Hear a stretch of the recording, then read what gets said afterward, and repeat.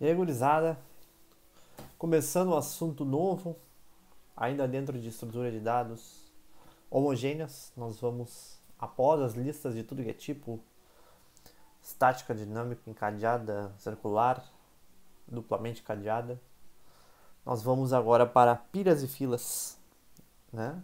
Estruturas bastante conhecidas, bastante utilizadas até hoje, tá?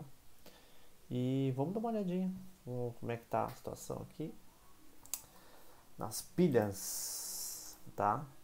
As pilhas são sim casos particulares de listas, né? E a particularidade delas é que inserções e remoções são feitas no início da lista. O que caracteriza que ela tenha sempre as coisas sejam feitas no topo da, da pilha, né?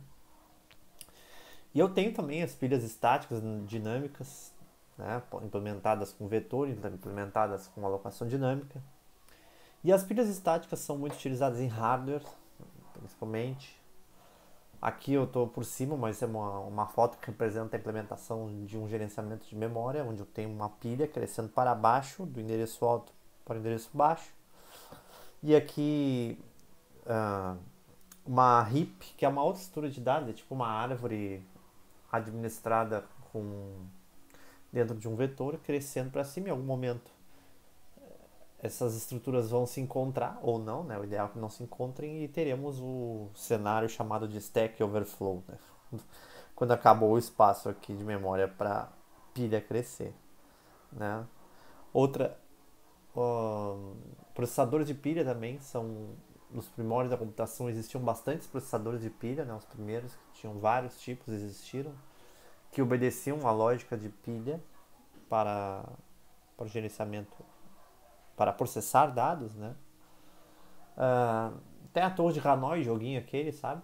Se não sabe, dar uma procurada aí. Que também tem a lógica de pilha ali para resolver aquele problema, para jogar aquele joguinho. E tem as pilhas dinâmicas também, né? Que são representadas aqui pela lógica de recursão, né? Então aqui eu tenho uma pilha de memória. Na verdade, né, um software só que diz que é dinâmico, mas na verdade isso aqui, tudo que está sendo mostrado aqui nessa figura está na stack, né? Dentro da computação, mas tudo bem. Você tem aqui uma recursão, um algoritmo de fatorial recursivo, né? Então quando eu tenho uma chamada recursiva, que é uma função dentro da outra, já viu isso? Tem o main, e aí vai empilhando várias chamadas, né? Fatorial de 4, fatorial de 3, de 2, de 1, de 0, e tá tudo empilhado na memória, né? Nenhuma dessas computações terminou. Até que quando encontra aqui a condição de saída da recursão, tu começa a desempilhar e montar a resposta, né? É assim mais ou menos que funciona a recursão e a lógica por trás é sim uma lógica de pilha, né?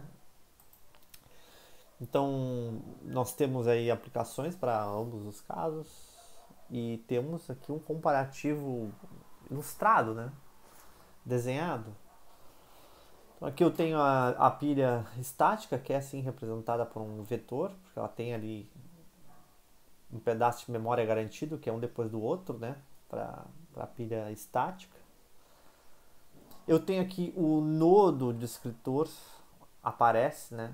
Onde a quantidade, o topo da pilha é muito importante. O topo da pilha aqui é o vermelho, nesse caso, tá? É o... Seria 3 menos 1, né? Aqui seria para inserir no espaço em branco, mas é o vermelho, tá? Tem 3 elementos na pilha.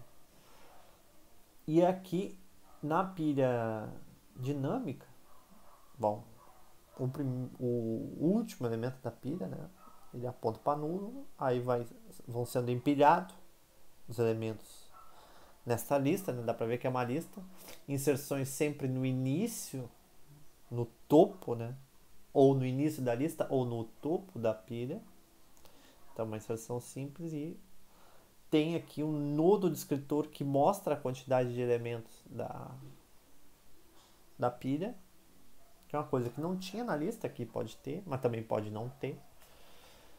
E um ponteiro que antes se chamava lista, né? Agora se chama o topo. Marca onde está o topo da pilha.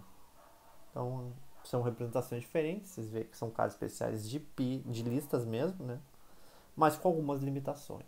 É só o topo que interessa. Não dá para eu adicionar aqui depois do azul ou no meio, né? Eu tenho que sempre utilizar inserções e remover elementos, inserir e remover elementos do início da pilha.